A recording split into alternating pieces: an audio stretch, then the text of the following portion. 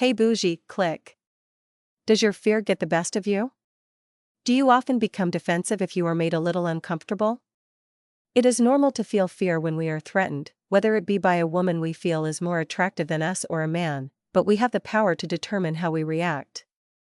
Abandon your fear and live your best life. Be fearless. Fearlessness is not the absence of fear, it is being committed to something bigger than fear. That can be another person's safety, a higher purpose, a calling, or any other intention. When our feelings are hurt, it takes courage to resist the temptation to become defensive and become fearless. We feel fear when we are threatened, but we have the power to determine how we react in those difficult moments. Acting from deeper intentions rather than indulging our impulse to defend, withdraw, or attack can pay off in the long run. Whenever we choose this, we strengthen our fearlessness. Fear is normal, it is not the enemy. We can't get rid of fear.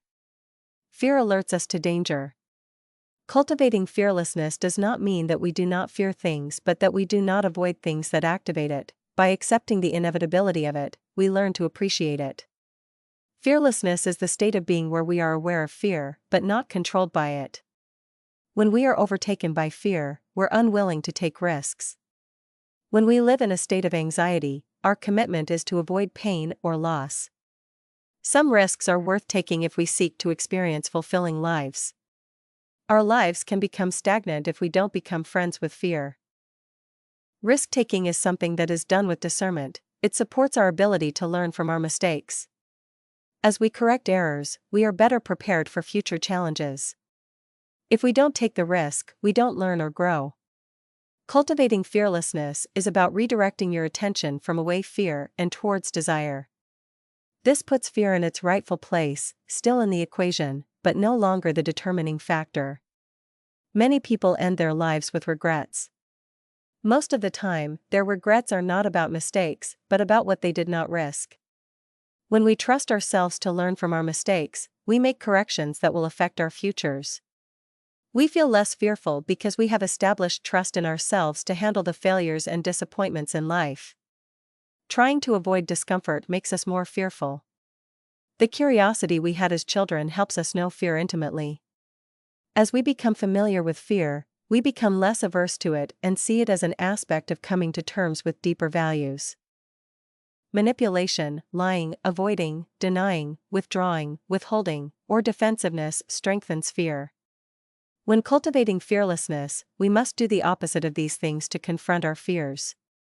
Becoming fearless has to do with the development of self-care, self-responsibility, self-compassion, and self-trust. It requires us to cultivate the quality of forgiveness, not just for others, but for ourselves. The world is a dangerous place where it would be foolish to let our guard down. There are people we should not trust, but there is danger in bringing suspicion to every encounter. This causes us to justify dishonesty, hypocrisy, and irresponsibility. Confronting fear requires experiencing our aversion as well as our desire and engaging both sides directly.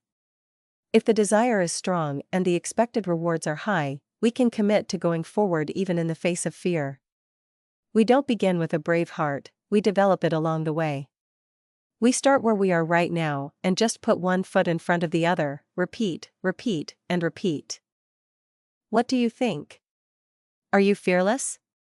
Let me know in the comment section. Stay bougie.